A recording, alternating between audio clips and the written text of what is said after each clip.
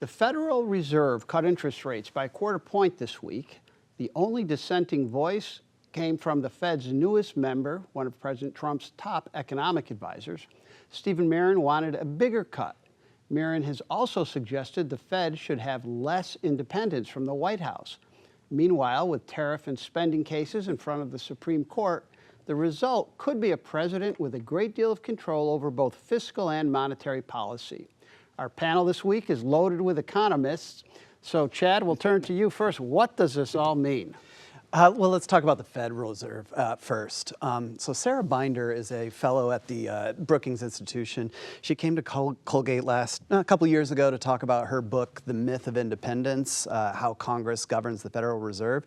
And I remember her describing this sort of like dance that that elected officials and the Federal Reserve do, in which, like, as independent technocrats, the Federal Reserve makes these policy decisions that are anti-populist, that are good for the economy, but politicians can never do it. And so as such, the Fed kind of operates as a scapegoat at times. And so, like, you know, if you look at our current economic situation, the high inflation, the sluggish employment growth, that has everything to do with Trump's tariffs and his deportation attempts, or his attempt to deport 11 million people. But he can kind of conveniently point to the Fed and say, oh, these interest rates are too high.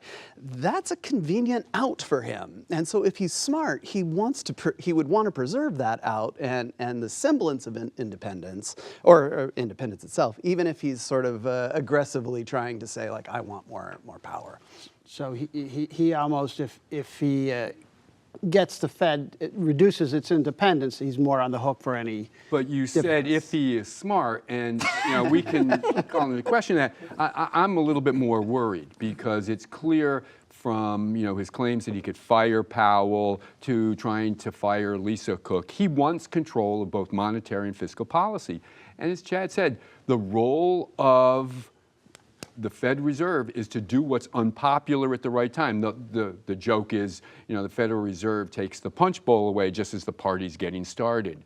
And so the problem is, if the president is now in control of both spending and also interest rates, who's going to be the check? Who's going to be the adult in the room?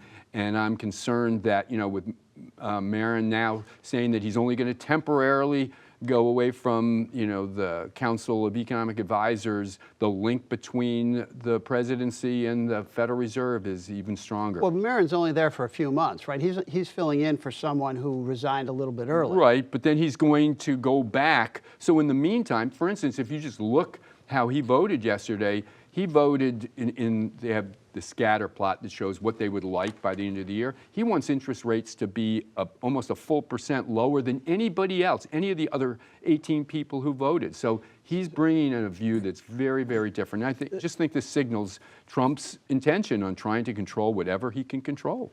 Well, if the interest rates are cut, but we still have a debt problem, doesn't that, the bonds the bond market will have a say, won't they? That is true. And, it is absolutely important to note here that central bank independence here is important precisely because, as my colleagues are pointing out, and especially now when we are seeing that a sort of a inflationary economy with certain kinds of stagnation, which we call stagflation in economics, this is very hard to get rid of. So I think what Fed did was trying to get ahead of a kind of job slowdown in cutting the interest by 0.25%. And I think over time they will, maybe reduce it a little bit further. And I'm not sure the exact impact on the bond market. My colleagues can point out what that might occur. But I think in the short term, we are not in a very happy place. The inflation is way above 2%, it's 2.9%, and we are losing jobs almost, last month, this month, even though the president did not like the job reports and so on.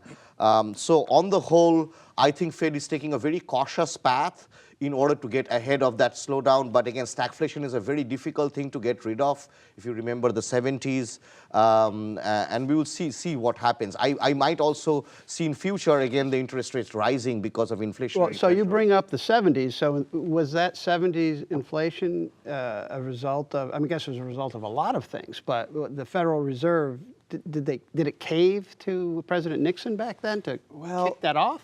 So let me be clear, to clarify some of what Anirban's talking about. This stagflation situation comes when the supply curve is shifting, and the Federal Reserve can really control the demand curve.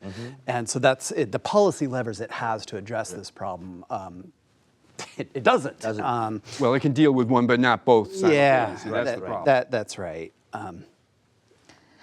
Tara? Yeah. This is one of those conversations where, you know, I want to say, okay, explain it to me like I'm a fifth grader. And that's the way I look at this, as sort of, you know, Jane and John, average citizen, you know, not as my colleagues who are economists, saying, okay, what does this mean for me in my daily life? And my sense is that right now, this small cut is a good thing because it will allow perhaps more spending, make people feel more comfortable borrowing, maybe help people pay off some debts that they have. So in a sense, in the short-term sense, it may be a good thing. But as a historian, I also look at it in the broader sense of the Fed right now is one of that Fed system that you both explained so well, is really one right now seems to be one of the last systems where the checks and balances that Congress itself, you know, whether Republican-led or Democrat-led, has put into place and has supported is actually working. And long-term, do we want one more breakdown in that system?